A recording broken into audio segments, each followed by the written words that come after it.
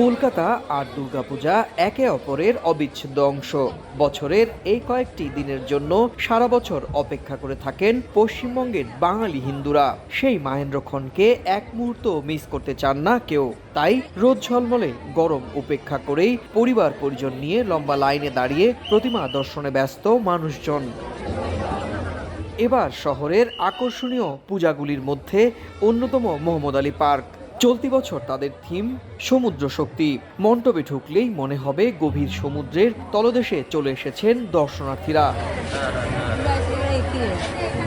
আবার দক্ষিণ কলকাতার একডালিয়া এভারগ্রিন মণ্ডপ সেজেছে দক্ষিণ ভারতের শিব মন্দিরের আদলে। পুরো মন্দিরই যেন কলকাতার বুকে এনে বসানো হয়েছে।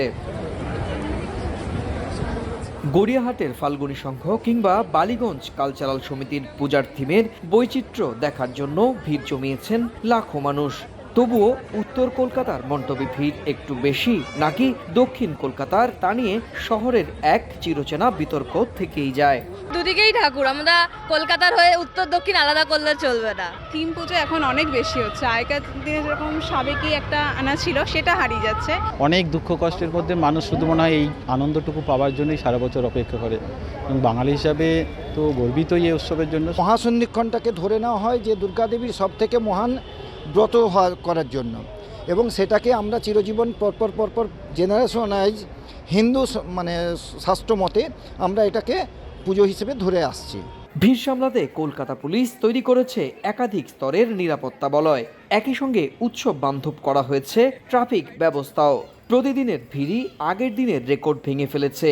তাই পুলিশের জন্য সবচেয়ে বড় চ্যালেঞ্জ দর্শনার্থীদের নিরাপত্তা নিশ্চিত করা, আবার গাড়ির গতিও বজায় রাখা। এভাবেই বেলা বাড়ার সঙ্গে সঙ্গে ভিড়ের ঘনত্ব বেড়েছে। আর মহাসপ্তমীর সন্ধ্যের আগের ছবিটা দেখে সত্যি অবাক লাগছিল যে এটি আদৌ মহাসপ্তমী না মহা অষ্টমীর বিকেল। দক্ষিণ কলকাতার একডালিয়া এভারগ্রিন ক্লাবের সামনে থেকে সুব্রত আচার্য, সময় সংবাদ।